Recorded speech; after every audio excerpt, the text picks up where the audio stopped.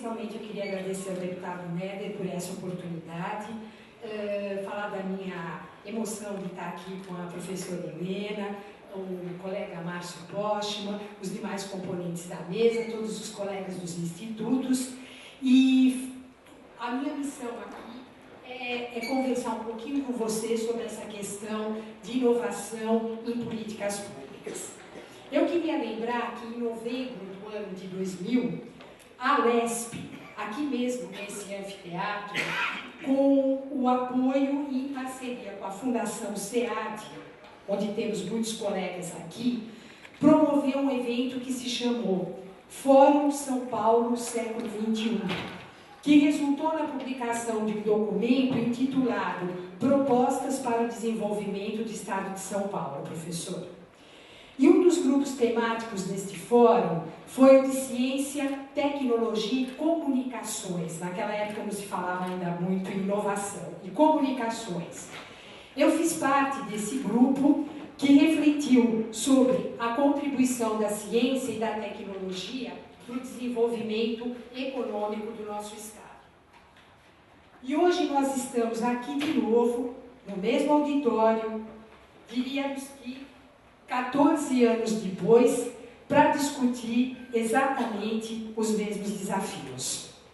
Bem, eu gostaria de começar dizendo para que serve, deixa eu só voltar um pouquinho aqui, para que serve a ciência, a tecnologia e a inovação.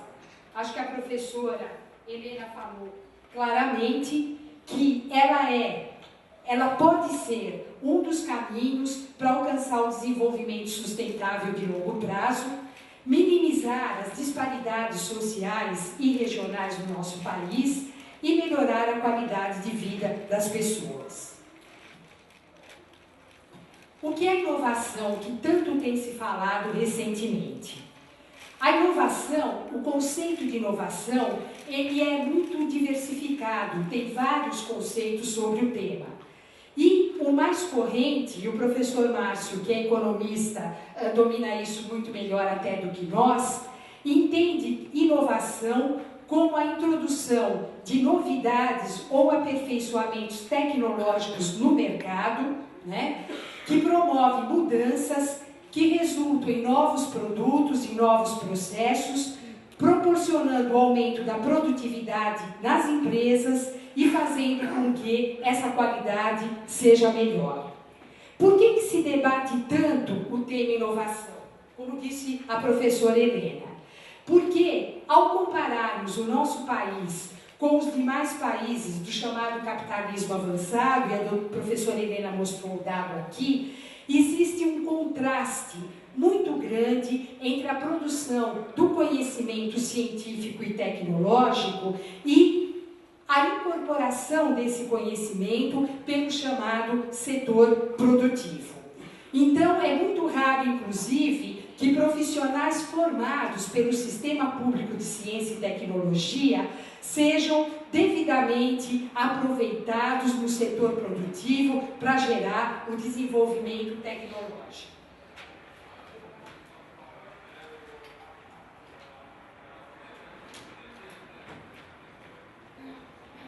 Bom, essa constatação tem levado os responsáveis pela elaboração da política de ciência e tecnologia a iniciativas visando criar mecanismos de vinculação entre o sistema público de ciência e tecnologia e o sistema produtivo.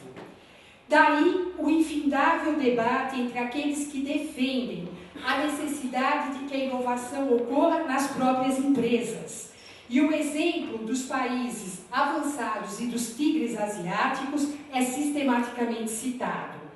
E aqueles que acreditam que a inovação empresarial, ela também pode estar associada ao potencial do sistema público de ciência e tecnologia, uma vez que esse sistema público de ciência e tecnologia, como disse a professora, também é capaz de transferir conhecimento. Então, nós ficamos muito nesse debate infindável. Inovação tem que se dar na empresa? Não. A inovação pode ser gerada pelo sistema público de ciência e tecnologia? Sim, não. E o debate vem se traduzindo há bastante tempo. Bem, a faço são bastante complexas. E eu acho que esse é um debate que nós vamos ter que aprofundar numa nova oportunidade. Mas o que eu gostaria de destacar é que eu adoto um outro modelo de inovação, que é um modelo que integra a contribuição tecnológica em um contexto social.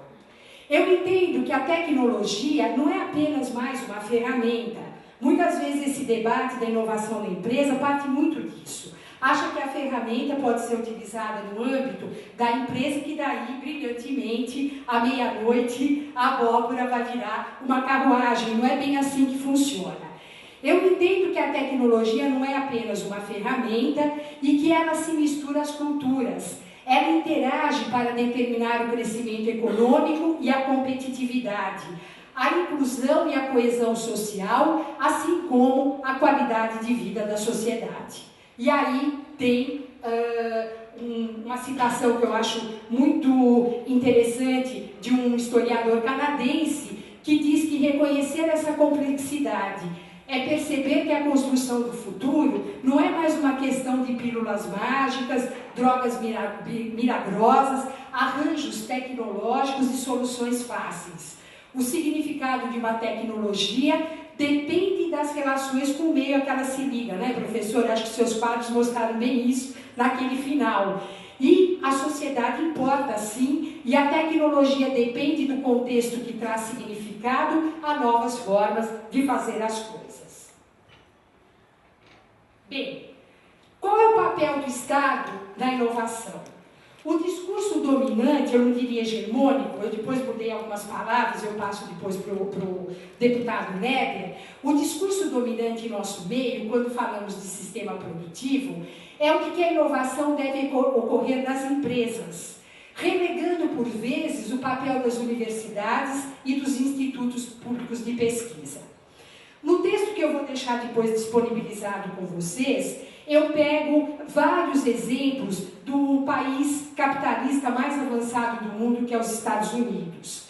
Teve um trabalho recém-publicado por uma pesquisadora na Universidade de Sussex, na Inglaterra, que mostra como o governo norte-americano investe pesadamente em ciência básica. A internet, o serviço de localização GPS, as baterias de íons de lítio, o assistente virtual Siri, a tecnologia de multitoque da Fingerworks, o algoritmo que serve de base ao serviço de busca do Google e 75, professora, das novas entidades moleculares. Foram todos financiados pelo governo norte-americano. Então, essa coisa de que o mercado, que lá o mercado, não é bem assim. Isso é uma coisa que se vende, mas que não funciona dessa forma. Só para vocês terem uma ideia, o Steve Jobs, da Apple, que é entendido como um empreendedor individual fantástico, ele chegou a ter mais de 500 mil dólares financiados por um programa do governo americano de apoio à micro, pequena e média empresa. Né? E sem esse desenvolvimento prévio todo aqui, ele não teria chegado exatamente aonde chegou. O chute da Copa tem investimento americano. Bom, agora voltemos um pouquinho ao governo do Estado de São Paulo. O que o governo do Estado de São Paulo quer dos IPPs? Né? O que querem dos institutos públicos? O governo afirma que gasta muito com o sistema de ciência, tecnologia e inovação no Estado e entende, infelizmente, nos seus espaços burocráticos, que aqui o dispêndio de recursos em ciência, tecnologia e inovação é gasto e não investimento, professor. Se pegar as planilhas contábeis, é visto como gasto, não como investimento. A dotação orçamentária dos institutos é gasto na Secretaria do Planejamento, não é investimento. E isso tem um conceito muito diferente. Segundo, além disso, o governo do Estado tem cobrado insistentemente que os IPPs explicitem qual é o produto do trabalho, dos seus trabalhos para o sistema produtivo e para a sociedade. Parece que realmente é uma dificuldade imensa entender qual é o impacto do trabalho trabalho dessas instituições. Bem, eu vou pegar agora, rapidamente, não vou entrar no conteúdo dos slides, mas mostrar alguns exemplos de como o suporte tecnológico, aquilo que eu chamo do braço tecnológico, pode apoiar as políticas públicas do nosso Estado em diferentes setores e também apoiar o parque produtivo. Vamos pegar aqui o Butantan. A professora Nádia já falou, historicamente, ela domina muito melhor do que eu essa parte. Mas vejam o que os colegas do Butantan me passaram. É um dos maiores produtores públicos de vacinas. É uma coisa de orgulhar qualquer país. Faço às vezes aí as palavras da professora Helena, eu tenho orgulho. É o Butantan que era no passado e que continua sendo ainda hoje. Vamos pegar o caso do IPT, que é o mais próximo, porque eu trabalho lá, não tive tempo de coletar de todos. Hoje o IPT trabalha tem trabalhos importantes em gestão da arborização urbana em vários municípios. Trabalha com análise de risco de queda de árvores, né? Quer dizer, é o suporte tecnológico às políticas públicas. Gestão de áreas de risco, enchentes e inundações. O IPT está em Santa Catarina, o IPT está no norte, o IPT está impedindo escorregamento em Nova Friburgo. É quem faz o mapeamento de risco da cidade de São Paulo. O mapeamento de risco que subsidia as políticas habitacionais de nossa cidade é feito pelo IPT, como é feito na Baixada Santista e no Vale do Paraíba. Trabalha com áreas contaminadas. Hoje o IPT tem um laboratório móvel de identificação, de diagnóstico de áreas contaminadas e de proposição de alternativas tecnológicas para essa remediação. Isso, inclusive, financiado pelo BNDES e também pelas agências de fomento federal. Nós somos uma geração que temos que preparar o futuro. Nós temos que formar novos quadros. O IPT precisa viver mais 114 anos, além dos que ele já tem. E a manutenção dos jovens talentos nas instituições de pesquisa passa por essa valorização. Nem todo mundo entra para trabalhar em instituições de pesquisa para ganhar mais. As pessoas muitas vezes se sujeitam a ganhar menos do que ganhariam no mercado, porque acreditam na questão dos institutos. Mas isso tem um limite. Se não houver nenhum tipo de valorização, os jovens talentos vão embora. Então a rotatividade é muito alta. E eu digo isso pelo próprio IPT, porque eu não tenho dados de outras instituições. Mas, sem sombra de dúvida, deve ser a mesma coisa. Colocar tudo, fazer um balaio de gatos, e aí o governo vem e diz que só para as plataformas de conhecimento, isso precisa ser discutido melhor. Eu talvez não seja a pessoa mais adequada, mas temos os colegas que podem discutir isso. E com o próprio Código Nacional de Ciência e Tecnologia. E, por outro lado, eu pergunto, vamos debater aqui no Estado de São Paulo. Nós não podemos esquecer de que, nesse exato momento, está se gestando um plano diretor de ciência, tecnologia e inovação para o Estado de São Paulo, com um horizonte de 20 anos. Pela Secretaria de Desenvolvimento Econômico, Ciência e Tecnologia. Esse plano, que depois eu posso passar o texto, eu fiz um resumo aqui para vocês, inclui toda a preocupação do governo do Estado, né? De todas as instâncias que estão discutindo esse tema, inclusive o CONCIT, inclusive o CONCIP, do qual o nosso colega faz parte, e só deixando claro aqui que as entidades que congregam os profissionais da área, infelizmente, não têm assento nesses conselhos, em que pese serem os protagonistas da ciência e da tecnologia no nosso Estado, né? Isso é uma coisa, a meu ver, bastante grave. Bem, por último, a questão do impacto dos trabalhos dos institutos. Nós temos que nos preocupar com isso sim, né? A sociedade tem o direito, enquanto sociedade, enquanto contribuintes que são, em saber qual é o impacto do nosso trabalho na qualidade de vida, no setor produtivo, no desenvolvimento dos nossos municípios, do nosso Estado e do nosso país. E a gente precisa começar a definir metodologias para elencar indicadores que, como diz o Dr. Brito Cruz, da FAPESP, com quem eu concordo, para que nós possamos identificar o impacto social, econômico e intelectual.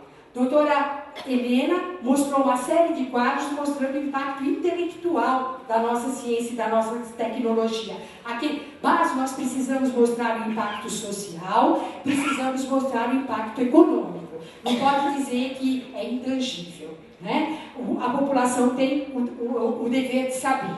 E o pressuposto básico do sucesso dos institutos não pode ser medido apenas por coeficientes econômicos e busca de autossuficiência financeira, que é o que o governo do Estado de São Paulo hoje quer. Né? Se nós fôssemos autossuficientes, seria o mundo ideal. Né? E isso não pode acontecer, não tem cabimento, não existe em nenhum lugar do mundo. Então, os indicadores para avaliar o trabalho das instituições têm que ir além dos indicadores de natureza eminentemente econômico-financeiros. Bem, para finalizar, eu queria fazer uma singela homenagem, né, nesse momento, lembrando ao Dr. Miguel Nicoleles, né? Neurocientista que esteve conosco no IPT e que, com a equipe de pesquisadores da Universidade de Duke, do Instituto de Neurociências de Natal, de laboratórios europeus, né, vai experimentar, na abertura da Copa do Mundo, um dos trabalhos, um dos projetos de vários que existe da interface cérebro-máquina, o projeto Andar de Novo, que vai permitir a um adolescente da ACD dar o primeiro chute na bola que vai abrir a Copa do Mundo no Brasil. Eu acho que esse trabalho, independente das avaliações que se possam ter sobre, é um exemplo de como a ciência, a tecnologia e a inovação podem convergir em prol de um mundo melhor. Eu desejo sinceramente sucesso ao Dr. Nicoleles e que a ciência, por conta disso, ande mais rápido. Eu gostaria de agradecer a todos os colegas que nos forneceram as fotos, em especial aos colegas do Instituto Butantan, e nos colocar à disposição para qualquer esclarecimento. Muito obrigada.